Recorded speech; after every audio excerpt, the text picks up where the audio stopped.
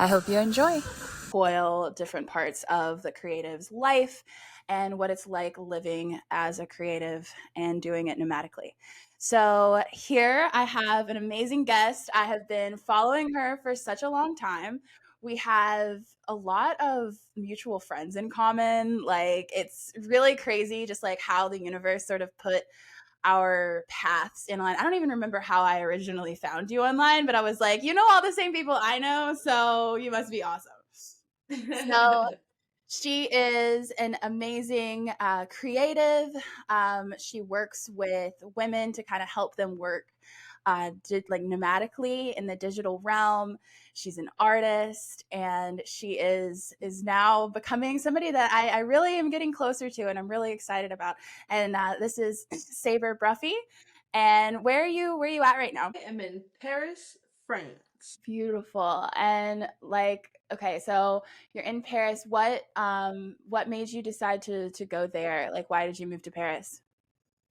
Oh my gosh. It's very, the word Paris in itself, it's neither masculine nor feminine of a word, which is really interesting because, where I was living in California was the Bay Area near San Francisco, particularly Oakland, the East Bay. And I really got to explore a lot of my creativity, like getting connected to Burning Man community and really expanding in my creative endeavors in California and in those areas. But it just overall cities out in the States, they're very masculine, right? So for when I came to Paris last year, I just came here on a 2 week dream trip.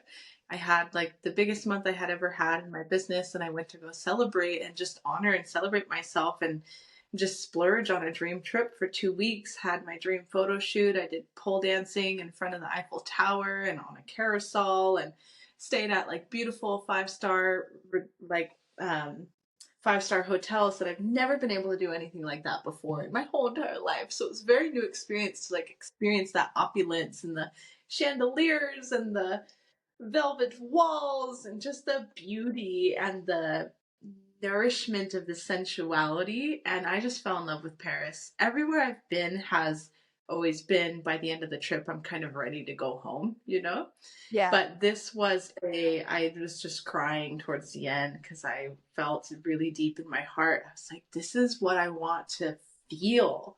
Like my Mm. highest version of myself feels opulent, feels sexy, feels expansive, feels nourished, feels deeply feminine, but also Again, my I love heart. how it's such a busy yeah, I love it how it's such a busy city, but they just have a beautiful culture of really enjoying the present moment, really sitting and being and reading at a cafe, sipping your latte, just staring into space. That's just like the thing here. So yeah, it feels really good, especially because for me growing up, I didn't come from money, like I didn't come from anything fancy. I grew up in a one step up from a trailer park type of home that was like falling apart in a really small area in Northern California. And it's the complete opposite of what I've always desired to experience. Honestly, I kind of feel like I'm living in Disneyland. Just like the architecture. I'm still in that honeymoon moon phase of it. How long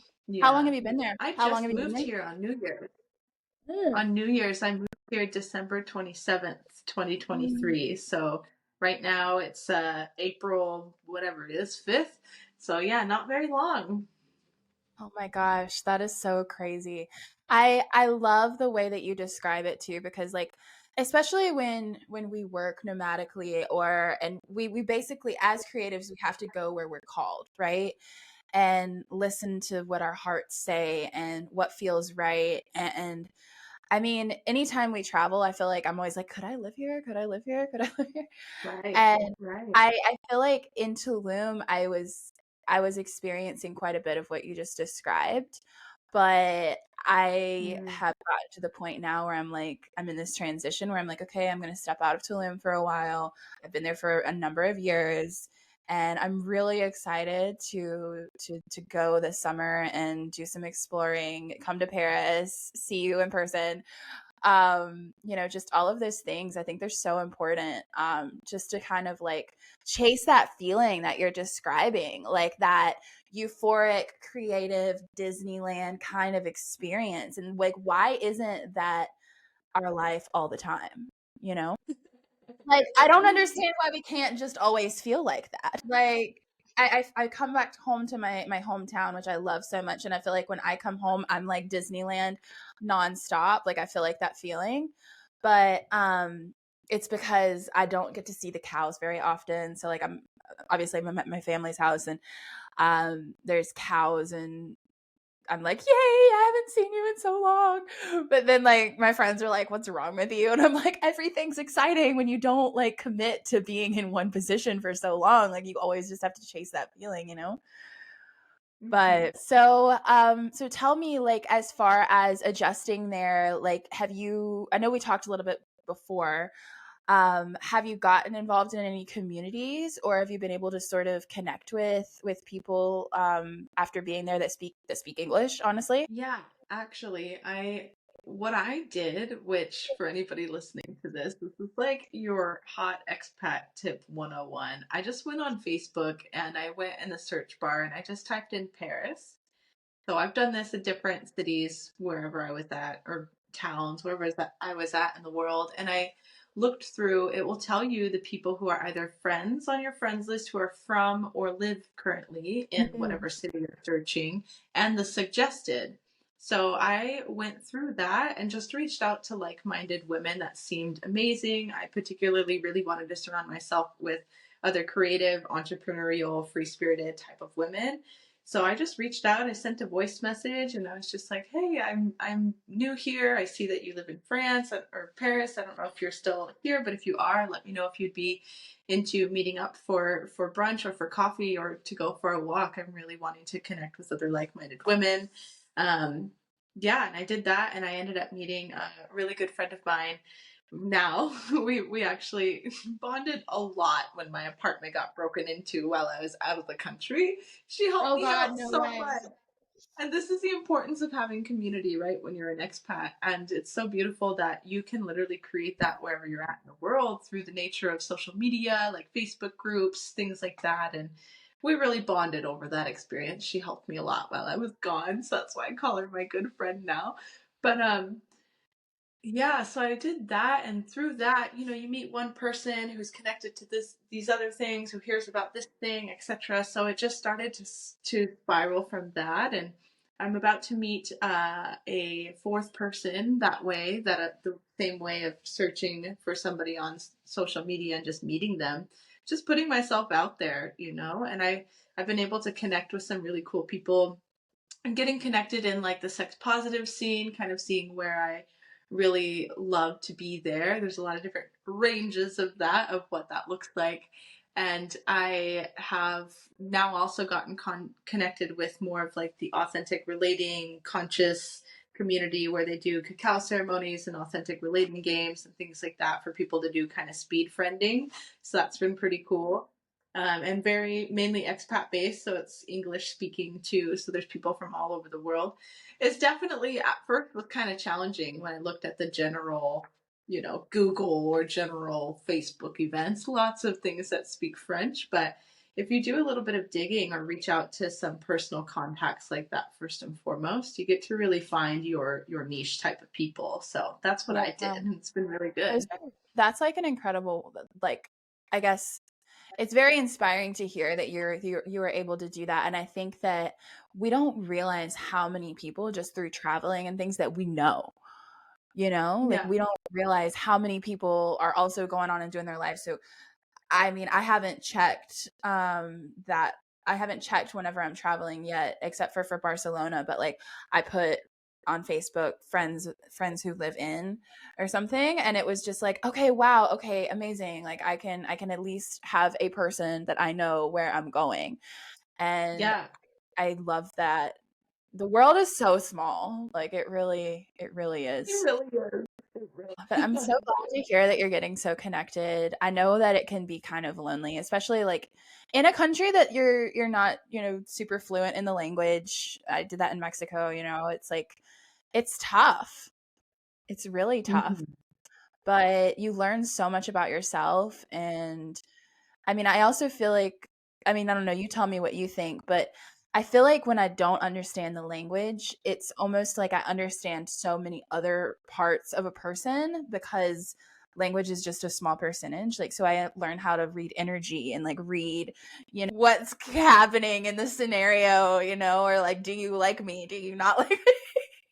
You know? Yeah, that was one of the things that I was even thinking about, like dating here too. I was thinking to myself, I would really need somebody that spoke English, but I was speaking with some women that actually didn't have that, and it was obviously a big learning lesson for them, but it was something to really invite them to tune in more with energy, not so much with what we talk about, which honestly can kind of Oh, be the thing that makes or breaks relationships, is what's said. So when it's communicated through energy and more body language, it's actually quite interesting. So yeah, the people that I have communicated with in that way, it's been a bit awkward to my brain sometimes of not being able to really fully communicate with them. But there's been some really sweet interactions that I've had that just felt really good, and just allowing myself to be like, all right, well, I am just accepting the language barrier, but you're right that that connection physically makes all the difference.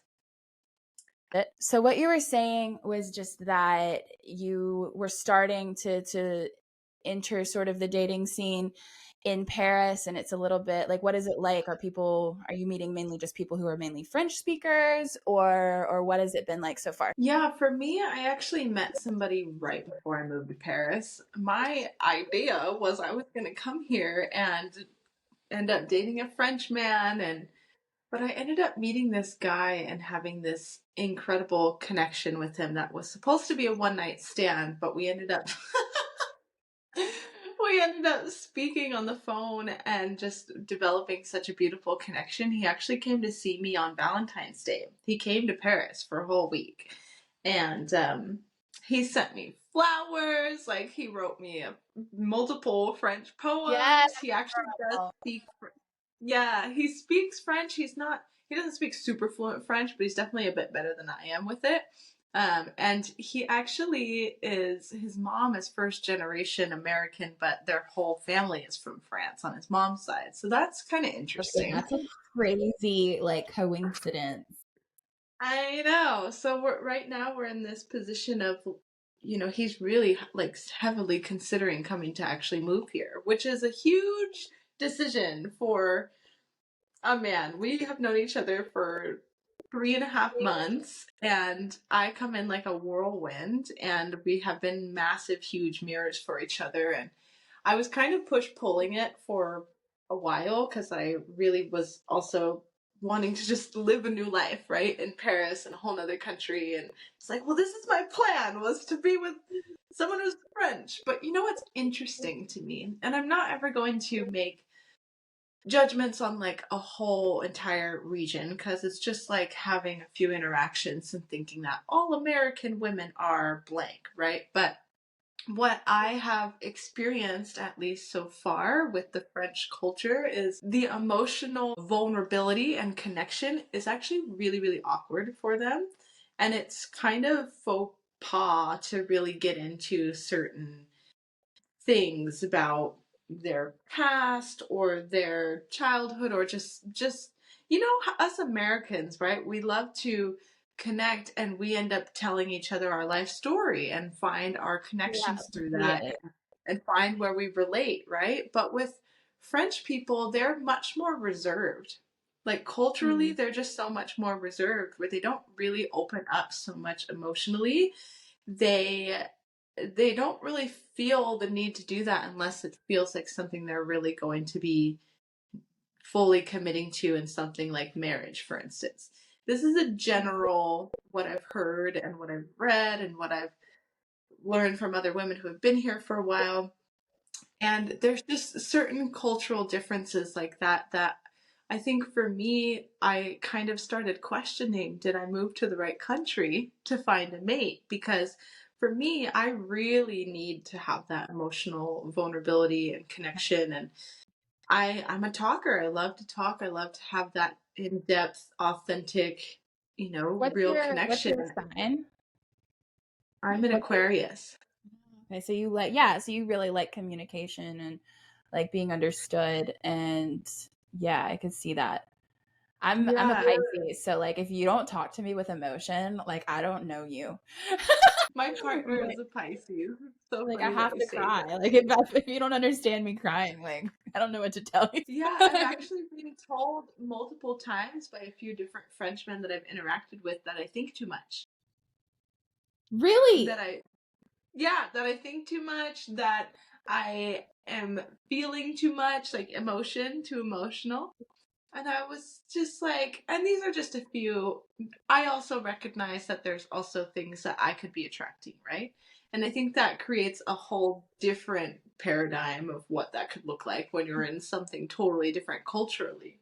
Yeah. So I just kind of allowed myself to really ride with what's been feeling really good, which has been connecting with this man that I now am just falling head over heels for. And also just the mirror of really learning all the dynamics of what I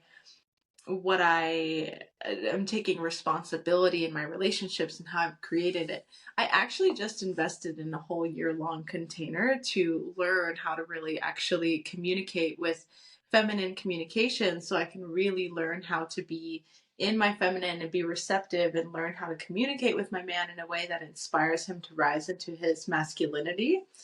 And it's I that's the kind of relationship that I really thrive off of, is one that brings up the shit for me to look at what I get to heal, and that guides me intuitively to my next area to work on. And I feel like if I can't really have super open, vulnerable communications with people, then when are we going to get to that space along with a language barrier? So Yeah.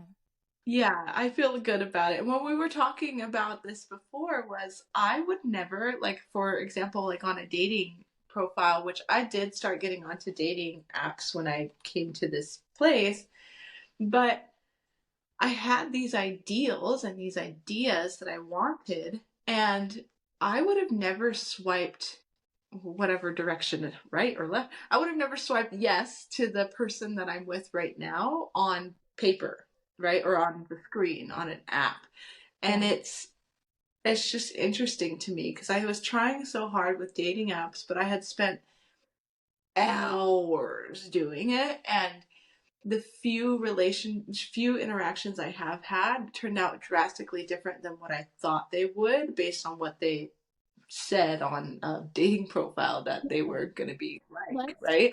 out for a second. Like, I would love to kind of explore your thoughts on just the overall experience of online dating. We're like, where we're putting our best foot forward and we're trying to figure out through checking certain boxes what our standards are, and all based on literal categories of human beings. And I mean, I know we've chatted a little bit about this before, but I would be curious, just like what's like, I can tell you mine, but I want to hear first, like, what's your overall perspective on like using the apps as a person who is a digital nomad to meet your partner or your next mate? Yeah. Like, how, like, what's your perspective on that? I think it sounded great in theory, but to be honest, with how many hours that I spent on it, I had ended up going on one date. I mean, girl, I'm telling you, I probably at least spent at least a week straight, no sleep. Obviously, not all at one time, but accumulatively, that amount of time spent on dating apps to have gone on one date with this guy 2 times. I did end up going on a second date with him, but it's funny that you say the word standards, because on this call that I just did with Zach Rohde, by the way, for anyone who's curious about the feminine communication, and he's all about teaching women around feminine communication as a man, because in my opinion, I was very closed off to this idea when I first heard of this, but I really am open to this idea now. Is what better way to understand how you're being received to a man through communication than learning that from a man, right? Mm. So when I was speaking with him on the phone just a couple hours ago, he was saying that we don't really use the words values or standards in feminine communication because it places expectations and control in a way that a man feels like he is obligated to rise to these certain things, which is indirectly emasculating them to just show up in the way that they feel that they want to show up for you in your openness and your surrender. So I think in a way for me, I just feel like I was putting all these ideals. You know how on Bumble they allow you to say, what are your deal breakers? And I think that the deal breakers are really something that we have tried to, where we think in theory dating, oh right, you can curate like the perfect person by marking all these deal breakers and seeing who comes up. But I think the real fact is your deal breakers are potentially what's actually holding you back from finding true intimacy, because you're trying to control what's happening by looking at these certain ideals on a screen versus actually the energetic attraction that actually happens when there's a polarized feminine and masculine connection.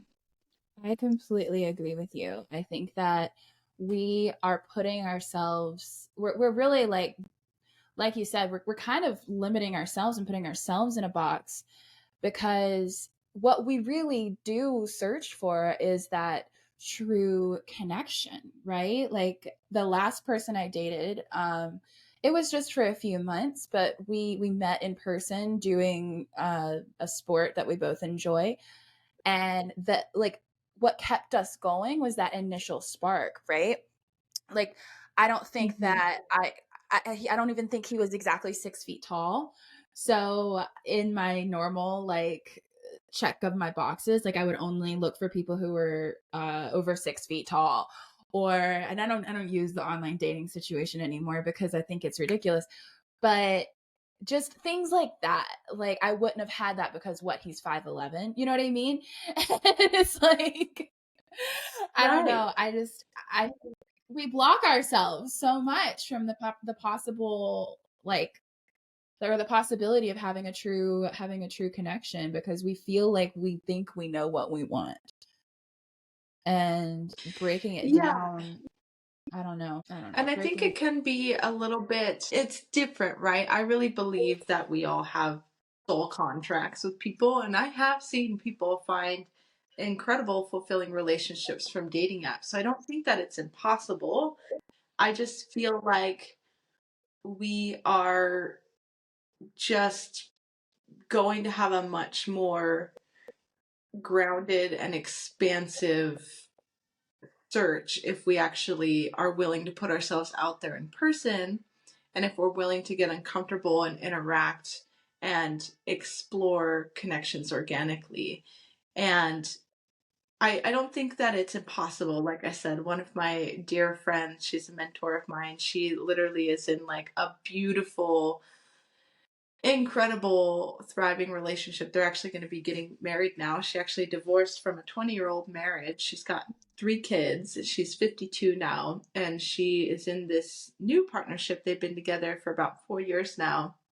And the devotion that she's experiencing from him, they did meet on a dating app, but she also, had these rises and falls and push and pull and all these kinds of things. So I don't think it's impossible. It's just one of those things that it's nice that it's out there as a tool, but I think the big message that we need to understand as women is we have to actually surrender to being much more open than we might feel called to explore on these dating apps. They have niche things. They have like the Luxy dating app that's for high profile successful men, right? Like But pride. it's like, right? Or it's like, the deal breakers, like you were saying, how tall they are, etc. It's like I feel like if we are going to do dating apps, I just wish that there was a bit more of these interactive type of experiences with them where you could do which I know some of them do through the question prompts, but like authentic relating questions or just like virtual speed date type of things where it's really in-depth stuff, not just what's your favorite food, but something that's more along, how is your heart? What do you believe around intimacy? What is your deepest fears around intimacy? Like having these bigger deeper questions that I just wish that there was more of an invitation to that space, because it just kind of feels like online dating, they just create such a surface thing where fucking man, the conversations that I would even have on there, it was just so, it was like the froth of the coffee. It wasn't even the real shit. Yeah, no, I agree. And you know what's funny is what you were saying is like the more authentic thing. I remember there was this thing that was like Bumble speed dating, and it was like every Thursday or every one day of the week at 7 p.m. And it was, I think, in like October or something. And I did it, and I ended up like talking to this guy. And honestly, like I went on like he ended up calling me right afterwards. We ended up going on a date. Like I didn't even know what he looked like before we matched. And then I'm going to see him when I go to Spain. And it was like, it's because we took away those hypothetical standards that we block ourselves, because I probably wouldn't have chosen him either, because he wouldn't have checked some of the Yeah. boxes, you know? But Mm-hmm. no, I think that we also are kind of in this age of instant gratification where I know there's a rise of hookup culture, but I also feel that there's another rise of people who are searching for genuine connection, who are searching for that, like that divine unity, masculine and feminine. But that, just like you said, like about, I'm really curious to hear more about the course, or the container that you're working in, because what I'm also seeing with the women that I've been working with is like they're having issues with certain relationships, but they're also not creating space for the man to show up. They're just Yeah. specifically, they are the masculine and they are the feminine, and they're not allowing someone to come into their space to really know what to do, you know? And so I'm curious, Yeah. how do you feel about that? Tell me how you feel. I'm getting my whole paradigm rocked about this right now, girl. Like, seriously, meeting this man and how much devotion he was actually truly giving me in the beginning. And when I went to go visit him, I stayed with him for 3 weeks, and things were going sideways, and it started to bring out old patterns of, bringing up stories of, this is exactly what was going on in my last relationship. He's not able to show up for this. He's not driven. He's not. And I just had this feeling. I'm like, if I had a more masculine man, I feel like I would be a different woman. And this was what I left feeling like. And that turned into, I ended up reading The Queen's Code from Alison Armstrong. Have you heard of that Great book? book. Oh my god, I love that book. I had a friend make me read that. Yes, it's Oh my highly god. recommend it. I was recommended it back in 2021, and I didn't listen to it. And I think if I did, it would have been a very different story for the past couple years, but whatever. We learn things and we're open to things when we're ready, right? And I felt called to read the book, and I've known the term emasculating, and I kind of had the gist of it, but I didn't really understand how deep it really ran. And I just got my ass handed to me on really what I was doing, because I Mm. had left that trip thinking, oh, he da da da, he da da da. If I could just have a man. How many women think that, right? If I could just find a man who blah blah Yeah. standards, values, da da da da da. This is the thing. I literally felt that and thought it was them.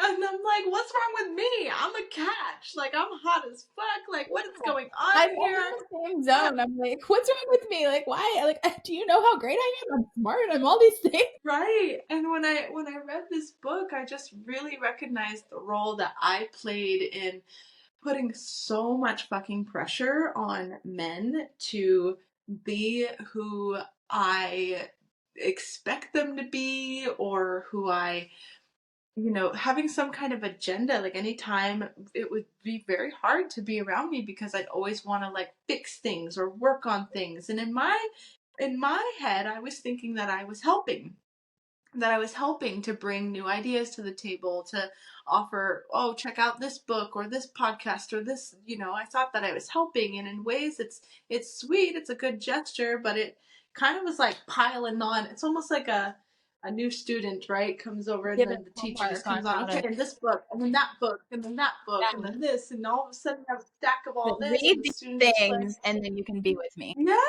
and I was putting all these expectations and these conditions. I recognized how it was very conditional love for that. And I just saw so clearly that. And I ended up doing you know how when you start talking about things, you start reading things, and suddenly your algorithms will always show you all these things, top of your feed, Right. something around. I kept seeing things around polarity and around men leading and around women submitting and allowing them to like give them space and rise and like things around money and all this stuff. And I eventually ended up getting connected to Zach Rody and his masterclass, and his post just really got me around why have you been doing all the inner work but still don't have a masculine man? And I'm like, good fucking question. And so Oh, I read this whole post, and it was just all around the woman being able to do the work really truly on herself and allowing herself to be led, to stop fucking leading, to stop being in the driver's seat, to stop being the person that's controlling it, really allowing him to, if he has his masculinity online in any way, he will actually want to be devoted and want to provide if she is in that receptive energy. And he teaches women how to do this through feminine communication. And I thought to myself, because I did this feminine container last year, and I within a week too, I fleed. I was like, fuck this. No way. I've never invested in a container and disappeared. But this one triggered me so much because she started talking about permissive language. And I was like, no way in hell am I asking for permission to a man for anything. Freaked out. But here I am circling back, and I'm like, I'm pretty sure this is the same guy that this woman was working with, and she was kind of playing telephone, which I personally really wish that the Queen's Code book or something would have been a prerequisite for that container, because it was kind of just like placing me, such a fighter and a strong-willed, hyper-independent woman. Here we go, step one. I was like, no.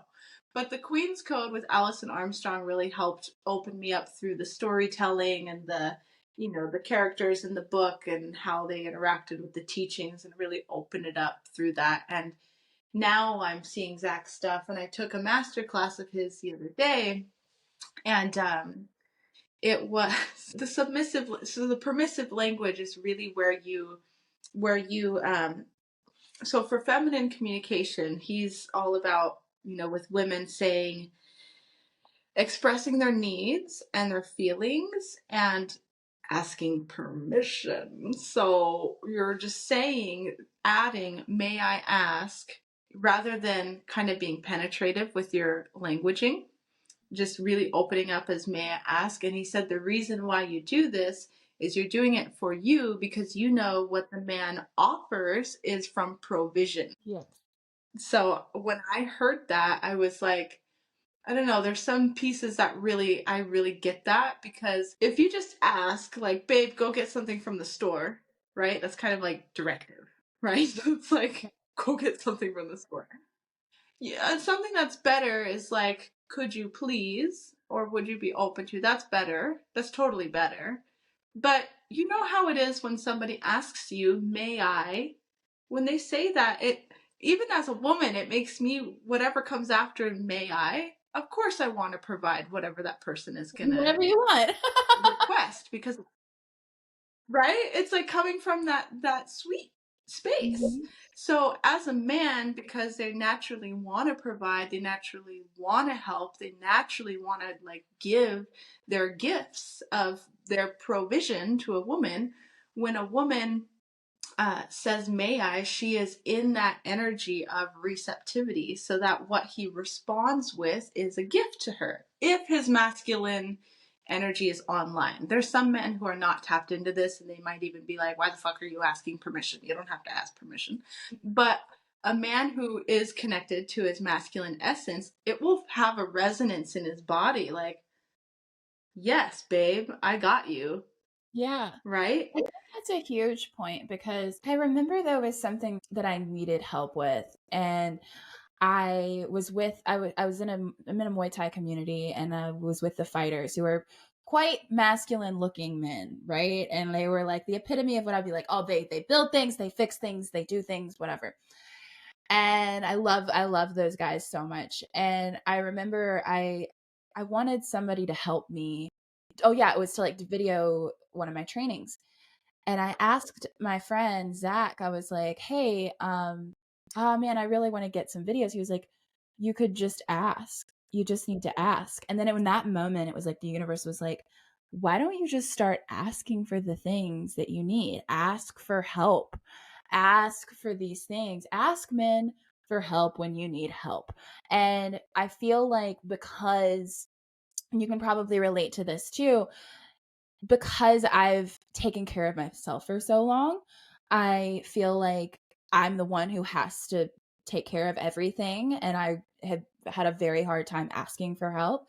And so I've tried to be a bit better at it. But providing a way for someone to help you and show up for you is also allowing for that like reciprocation of love, honestly, like even if it's Yeah. just friendship, but just allowing someone to show their love for you by giving you something that you need, but you have to like open yourself a little bit in order to allow them to be able to show up, you know? And I was like, oh, I was like, what do you mean? And he's like, this is our cultural norm, right? To like, but he's like, if you're being led by a man, he's like, it's different if you're like doing a sales call in your business or something like that. But like, if you are being led by a man and he's given you, he's holding a space for you and he's giving you the stuff and he tells you to have a great day, you can receive it, you receive it, and you can say thanks, I will. Right. You don't have to say it back. And I was like, Mm. wow. And it's these subtle things that literally, it's polarized communication. It's these subtle things that us women do that we think that we have to give or that we have to provide. But if what would our communication look like if we actually were sitting back for the ride and actually just receiving? Yeah. No, exactly. But how do we go from being in a position where we're allowing ourselves to be vulnerable and be able to receive when, for lack of a better term or a better way to say it, I feel like society has really tried to make us more autonomous. And Mm-hmm. I feel that society's kind of pushed us to, as women, to sort of, you can do this and this and this and this and this and this. You have to do this because now all the men are just playing video games and smoking weed all day. Or you know what I mean? Like there's a lot of like imbalance, I feel like, in societal terms to put us in a position where we're able to just submit. And I'm referring back to a relationship that I did have that was a short time, and I felt myself even after I had done the work. I was like, I could see myself trying to guide us to try to figure out how to make the ship go, and he was just as receptive to it.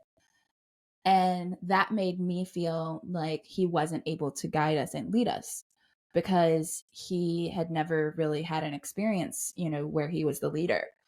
And that was all of the relationships that he had been in. So it's almost like we've sort of made this path of where men don't have to show up and they don't have to like step into that conscious realm of understanding what divine masculinity is, because we're not giving them space to do it. Yeah. And that's the thing, right? I have done it too, where I left the 3 weeks with my partner out in California and was making it all on him. And I was like, if only I could find a masculine man, right? Then I can. But we can't change other people, and that's what we got this all fucked up on, right? It's like Right. we can't control people. All we can do is change who we are. And when we actually do that, and that's what I feel like is truly the work, right? It's not the personal development fucking things that you're trying to do with your partner, because you're still trying to have an agenda or a outcome out of that, right? You're still in control. But if you actually learn how to do the work in yourself and trust that the outside will change, and I don't feel like, it also depends. Like if the man also needs to do his own work and he's not doing that, then he's probably not even gonna actually respond in a way where a true masculine man would. And in that way, you do the work on yourself, and it's that's not shifting, then it's not the right partner, right? But what was so interesting is after I did this masterclass on the submissive language, they introduced it of what the masculine one is and the feminine. They did role plays as an example, and I had a call with my partner after, and starting to use the communication. I was telling him why, just so he wasn't like thrown off all of a sudden. I'm like saying, I desire to share, oh, I'm feeling this, or may I share? So I just shared it to a little bit of context, and then I was just bringing sweetness and warmth to our conversation, and practicing this.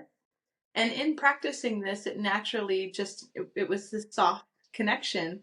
And he was getting turned on so hard because I was like, this is so fascinating. I literally was feeling that I was pushing him away the longer that we had been together, and the more that I had started to place these expectations and these standards and these, like kind of criticizing him and psychoanalyzing him and shit, like micromanagement. And when I started to actually let that go and then practice this, he was opening up to me again and actually getting turned on by our conversation. I was like, what's going on? I was like, what is it about the conversation? I was like, what did I say? And it wasn't even anything that I said. We weren't even talking about sex or anything. It was just, I won't even What was remember what it like was. an example? Like what was like an example of like what you would say to like the language? Like what are some of the things? Well, just instead of me, I would just say, may I share before certain things. So I could practice it a little bit while we're talking. It's super new to me, just so you know. So it Oh, feels you're it gonna feels try it now. very, yeah. Like I desire to share with you right now that like my feelings around it still feel really uncomfortable, but I feel joy and curiosity around what it can do to open up other women, and what it can do for our relationships with men. Because when I was expressing these kinds of things to him, I was also listening to him a lot, like literally just not talking and like allowing him to talk. And even when he would pause, I'd stop, and I wouldn't respond right away, and I'd just sit there basically like counting to 20 20 or 30, and then he'd start saying other things, and then when he was done, he'd be like, that's it. And I'm like, great. And then I would respond. I would say something around like my reflection, right? He's not asking for my reflection, but I say, may I share my thoughts on that? And then he's like, of course. And then all of a sudden, because he said, of course, it's like, I like felt him really wanting me to share, versus when us women, we overshare, right? We over explain, we kind of dump, and we expect them to listen. Yeah, I'm But guilty of that. when right, when we allow them to talk until they say they're finished, and then you say, may I share my thoughts on that, they've just opened up their chest. They're like, of course. And you're like, great, everything that you get to share then from that is going to be fully received. It sounds to me like this kind of different dynamic of connection and communication.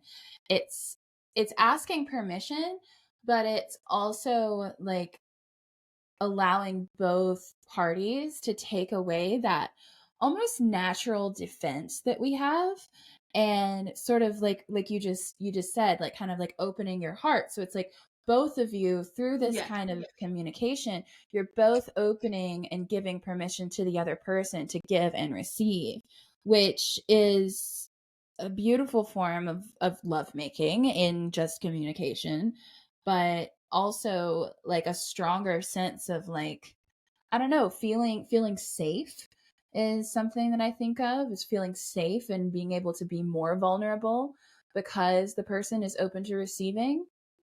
I like that. I like that a lot. Yeah, and for the masculine side, for them, it's best for them to use directives. So they don't ask permission. They say, "Come over here and give me a kiss, babe." They make the directives. You don't make the directives of go take the trash out. May I ask for help? May I please ask you to take out the trash? Well, how much more would that be? Of course, babe. His chest will puff up. Yes, I'm a hero. I'm a hero. I'm providing her something that she requested. She even said, "May I?" So, and then on the masculine side, it's like when the men can use the directives of "Come over here and give me a kiss, babe." Like, how fucking hot is it when a man is like, "Here I am. What do you need?" Like, I'm activated just thinking about it. I'm like, yes, what do you want? Like, absolutely. Like, I will do it. Yeah. And so it's directives. And another one, this is going to be a shocker for some people because we resist this as women, but is telling them what to do. But in a loving way, not in a controlling way. There's a huge difference, right? There's a huge difference. But in like a loving way where it's like if he notices her taking on too much, right? She's not giving herself self-care, she's taking on a lot, whatever it is, like really calling her out on it and telling her to go take some space for herself. I need you to take care of yourself right now, babe. Ooh. I feel like I would get so offended right? if my man said, I need you to go take care of yourself. Like, that would be so like, excuse me? You need to take care of yourself. Well, this is the thing is you would know in your body if it was coming from a loving place or a controlling place. Because another part of it is like for men to be making judgments on a woman and not like judging like negatively, but like you would a child, right? This is going to sound really funny, but like you would, because a man when they're leading, right? They're being directive. They're seeing because the woman's like this, right? The woman's creativity, her plate of spaghetti, right? She's just like, woo! And then the man gets to be the person that gets to hold the space and is saying like, babe, you're doing too much right now. You're doing too much. Go take a break. Go take some space for yourself. Go take care of yourself. That's like him seeing the behavior and course correcting her and being her coach, being her lead, being her guiding light to really see these areas in her that he knows. He's like providing that space for her nourishment, that her energy is like, oh. And so this is the thing around the men being the rock and like holding the space, right? And this is so tricky though, because people have big nuances in it where women could be submissive, but they could also be submissive in a controlling way, or they could be submissive in a way where they're abandoning themselves. But if they're being submissive in a way where they are communicating in the way where they're being listened to, being a leader, but they're also submitting and communicating in a way that they are also worthy of their own self-love and their radiance, which means that obviously if she's not comfortable with something or whatever, she can say no. Duh. But if a woman just kind of abandons all of her stuff and just submits because she's trying to make him happy, that's where it gets a bit twisted. But where it's the actual... Oh, go ahead. Oh, sorry, it cut out for a second. But what I was saying is when you have this dynamic of like, from what I'm seeing, what I'm feeling from it is when you have this dynamic of it's practicing the masculine and feminine, but understanding that it's coming from a whole place, not coming from control, not coming from trying to people please, not coming from trying to create an outcome, but really just he's holding the rock, he's holding this pillar, and the woman is open to being led. That's the thing, right? Because when you're dancing, right, when you think about partner dancing, one person's the lead and the other person's the follower. So it's just the same thing in our dance as the masculine and feminine. But if one person is trying to lead and the other person's trying to lead or resisting it, then you're going to have butting heads around it. I think it's very hard Yeah. to release that control. I know I have a lot of issues with, like, you know, salsa dancing. Obviously, you know, people do that a lot in Mexico, and anytime I would try to go salsa dancing, I'm like, I can't, because I can't seem to just release control. I can't trust the man in this. And it's like, is it something with me? And I'm practicing certain things, and different men in my life show up as just friends and have really supported me through some really difficult situations. And so it's like, I know that it's possible, and there definitely are men that I trust, but it's very hard. It's very hard to release that control. Yeah, it's our imprint. It's like literally our imprint around our attachment from, you know, childhood.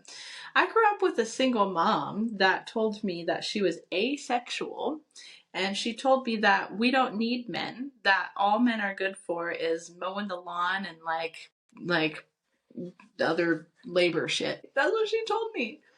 And when I had my first male teacher when I was in second grade, I was rebelling. I didn't want to listen to him. I didn't trust him. I thought he was conniving and fucking with me all the time. And I'd spit at him and told him I hated men. Oh my gosh, like, I'm that young. 8 years old. Yeah. And that was actually around the time when I started having an eating disorder too, which obviously came from my body dysmorphia, which was inspired from my mom's body dysmorphia, which stemmed from her really bad relationship with men and her sexuality. So it's so deep rooted. And you know, when I really think about it, I didn't experience like sexual assault until I was a teenager. I wasn't one that experienced it like at a really young age. More as when I was 14 years old, it was like men that were in their 30s that took advantage of me, and it was really just a twisted, toxic, manipulative situation. But I also was attracted to them, which made it even more confusing. But what was interesting was growing into an adult, I realized that I was really uncomfortable around men. Like I just didn't trust them, or I always thought that there was going to be some kind of like, I don't know, leaky sexual energy, or that they were going to like literally even going in a car with an Uber driver, like a guy, I would kind of just have this feeling in my chest that like I could get raped. Hmm. Like literally just not feeling comfortable around men. And I think a lot of us women have these things around it. So of course it's fucking hard to release control and like actually, because it comes with like real actual trust and surrender that your man is like trustworthy, right? Yeah. I'm sorry to hear about, you know, what happened when you were a teen. And unfortunately, I can relate. And I wonder if those kinds of things, because there was so much, there's a rise of sexual assault, I believe, at least over the past Mm-hmm. number of years in our generation. I'm not really sure why. And maybe it's not a rise. Maybe it's just we know about it more, but it is like something like 1 in 4 women have that experience. And I think that Mm-hmm. probably has to play some sense of why we're not able to open ourselves to be vulnerable and trust in the same ways. Because, like, for example, like my father and I have a great relationship. He's a really great dad. And I know that that's a rare thing for, you know, women my age, women, you know, today. Like, it's very rare to be like, oh my gosh, I really love my dad, you know. But my dad and my stepmom have always had that kind of dynamic of where he sticks in his masculine and she sticks in her feminine. And that is the most beautiful unity of two people that I know, are what I witnessed growing up. And kind of like I've chased that idea, but I went out into the real world, and it's like it's so hard to trust after experiencing what you have, after seeing the things that happen, because it's almost like I would rather just guard myself 100% and stay in my little box with a bow, instead of Yeah. opening my heart and being communicative in those ways. Because vulnerability, I mean, you look at the facts. I mean, anytime like we've been vulnerable, I feel like when I've been vulnerable with a lot of people, like because like you mentioned before, that the French and American difference of wearing your heart on your sleeve, I think that has a lot to play with it. Like when I get to know a person, I usually discuss the deep things.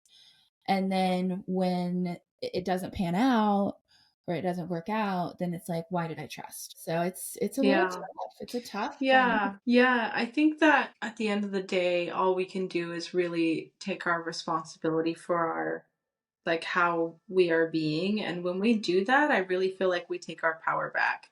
Because whenever we place it on anything outside of us, it destroys us, grudges and resentment and these ideas that things are not safe. And then we project it out onto our future stuff and we try and compare it to another person that actually could totally be the freaking one that's ready to really be devoted to us, but we can't even see it because we never were able to really let fucking go, And I think that that's the real beauty about I'm really just discovering more and more layers of it all the time, but around our radical self-responsibility, because yeah, it's hard to trust because, I could say because of my mom, because of this, because of the men, all these things, but, you know, all I can do is really change like what's inside here. And for me moving forward, I just know that when I was about to lose this person, which I don't know if this guy's like the long term right thing for me. It's still super early in our stages. I have no idea. But all I know is that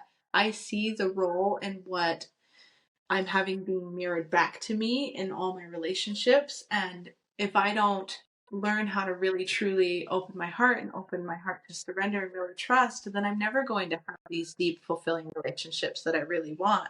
So even if, like, whatever, even if I lose him or he proves to be not trustworthy or whatever, I don't know. All I can do is trust in the moment and trust in the now because that's all I got.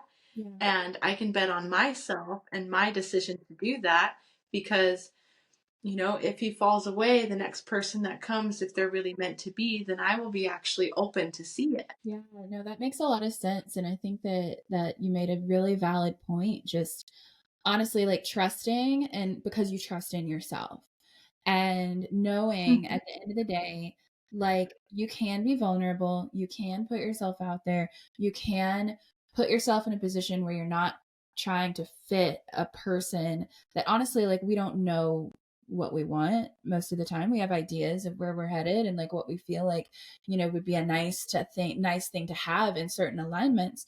But at the end of the day, if Yeah. we can just kind of trust, we will know what we want when we meet it. But we have to open ourselves and to not put so many different things of a filter and criteria and all of this on the idea of what we believe we need. If we just get out of our own way and stick and just trust ourselves, then know that betting on ourselves, anytime we bet on ourselves, I said this before, like I've never like I've never lost a bet whenever I've bet on myself. And I think that's how to say it. But trusting that and recognizing that the more inner work that we do, the more we're giving ourselves permission to be that open person and be able to be that submissive person in the ways that we need to be in order to allow a person to show up in the way that they instinctually feel like they can, and that's how they show that love through that polarity. But yeah, Yeah. just trusting ourselves is the big part of it, right? Yeah. I had this realization the other day. I was like, oh, and this probably also might trigger some people. I'm not like religious or Christian or anything like that necessarily. I mean, not even necessarily, but like at all. But I had this realization around this idea of surrender and how they say the law of attraction, everything, you just surrender to the universe and the universe will provide. Da, da, da, da. I'm like, doesn't that sound like polarity? I'm like, is that why they say God is masculine? Because when we actually surrender and open and trust in the universe or God or whatever, that it provides, the masculine provides. Oh, I was like, I thought you were going to go in a different place. I'm going to be honest, but I was still going to agree with you.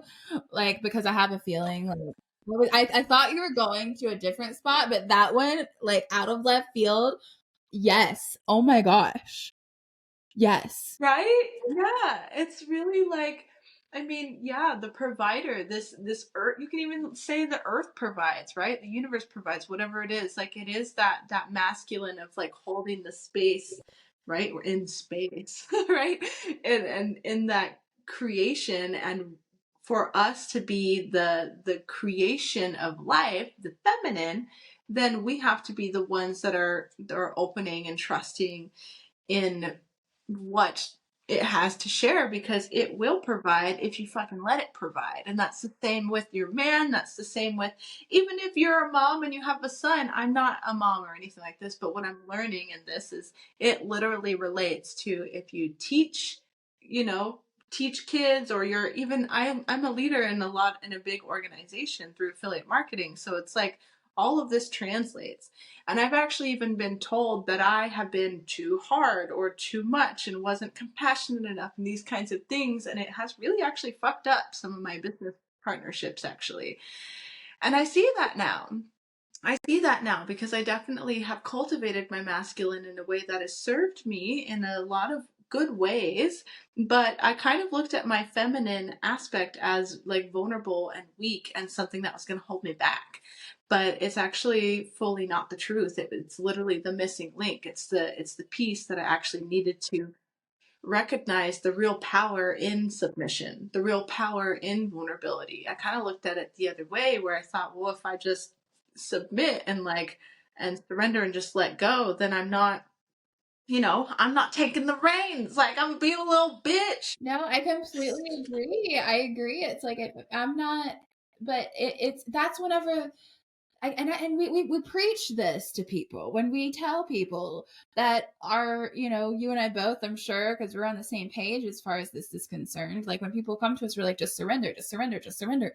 But I never thought about the polarity of how like the universe is masculine and we just need to take out the reins, because we know that if we truly trust in every single capacity, that we're going to be provided for, and in ways that we would never know. And even like in the dating situation, it's like, we would have never, if we had our way and we were in the driver's seat, we wouldn't have chosen certain people, that had a great impact on us romantically, or just getting out of our own way and submitting, and just allowing ourselves to submit, knowing that we trust the process and we trust ourselves enough to know that nothing's going to happen to us.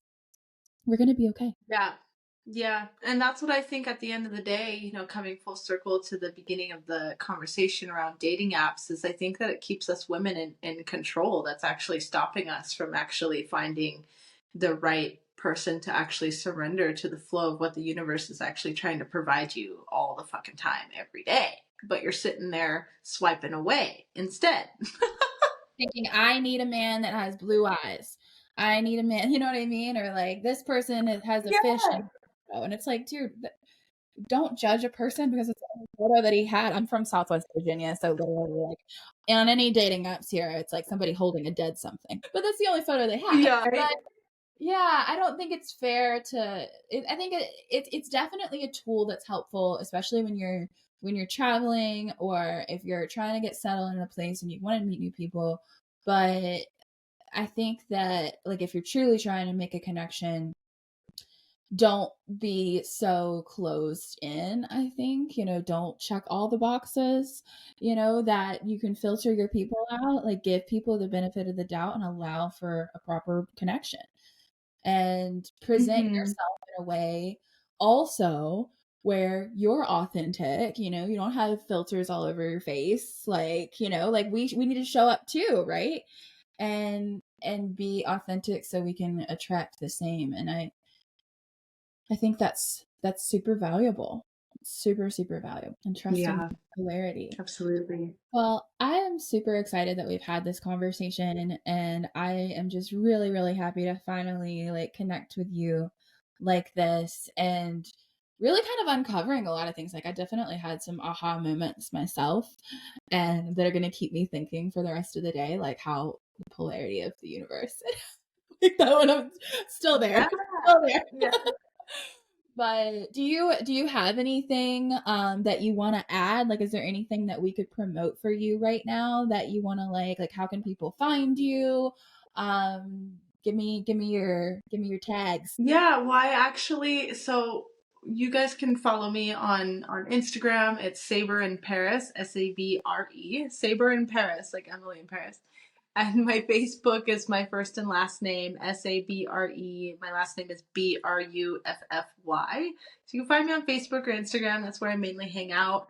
I post a lot of really fun, sweet, sensual, dancey, creative, artistic, fun travel content around Paris. And obviously, I help women make an income online, being their fully expressed self and really sharing who they are and their transformation. And my brand's really going through this really big revamp on what I'm sharing about. Like, I'm refining my voice right now because of this polarity stuff. So it's really interesting. So what I would actually say is the book, The Queen's Code, I really recommend for people to read that. Like, please, for the love of God, by Alison Armstrong, The Queen's Code. And I can actually send you a link for it that you could put in the podcast notes, as well as Zach's masterclass. It is freaking revolutionary. Like, that's the one that I went to where I got to learn about the basics of the masculine and feminine polarized communication. They did the role play and had the Q&A. It's super, super powerful. So I can send you a link over to that too, so people can check it out. Because honestly, it's been those two things that have been the most revolutionary. I think for me as a woman, especially for as many of us women are out there, like building businesses, building our own independence, right? We've created this sort of hyper independence, like self-love journey, which I think is beautiful, but I think it also has stopped us from really being able to receive the kind of devotion that we all really want. And I'm just getting so much of my paradigm rocked around that I really feel like the more women knew this, the more beautiful our life would be, and the more empowered men would be rising into, and probably the less sexual assault that would happen, because I believe that all comes from, emasculated men, right? Emasculated men and women who are not in their power, who are submitting from a place of just totally disregarding their worth. And there's so many layers to it, but I would love to send you those two links, like the link to the book and the link to the masterclass, just so people can check it out if they feel inspired. And then, yeah, they could just follow me on social media and check out what I got to share. I love that. Thank you so much. And no, I can't speak enough about that book, The Queen's Code. It's funny, a friend of mine, she recommended it to me like a year ago, and I remember like when we were both reading it, but now she's in like an amazing relationship where I met her partner, and she just really embodies like that whole essence of just allowing things, allowing herself to receive. And it's so beautiful, the dynamic. Actually, I have it on the reading list. I have a program that's launching this Sunday. It's a free group coaching that I'm doing to beta test this whole course that I'm doing, and it's on empowering the divine. Amazing. It's empowering the divine feminine, and it's a course in shedding your skin.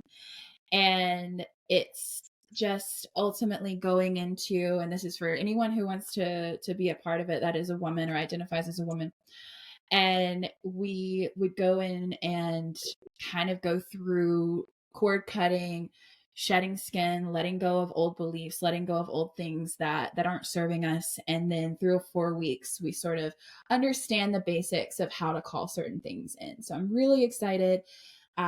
It's going to be starting on Sunday, April the 7th. So I think this podcast will probably come out tomorrow. So if you listen and you want to hear more about it, please just let me know.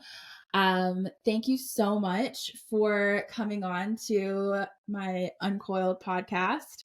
I'm so, so grateful. I'm so grateful for the woman that you are, just the things that you stand for, how you're educating yourself and those around you. And babe, I wish you the absolute most incredible relationship, and I pray that you all just dive into each other and like grow together. I'm just so in love with all of that you're saying, and I can't wait to get to know you even more. Like, it's been an absolute blessing, and I really mean that. I'm gonna cry. I know, you almost made me cry. Thank you so much, love. May I share that I feel so much love and so much just softness and sweetness just swelling up in my chest right now. And I'm really honored to have been a part of this conversation and really excited to meet you in Paris and create some really beautiful, juicy, sensual, potent, feminine art. So, yeah. Well, thanks again, guys, for listening, and please follow us. And if you feel like you are looking for some kind of way to empower your feminine and understand the polarity, I'm gonna put some links in below on the podcast, and you can definitely check them out. But we will see you next time, and thanks again for joining.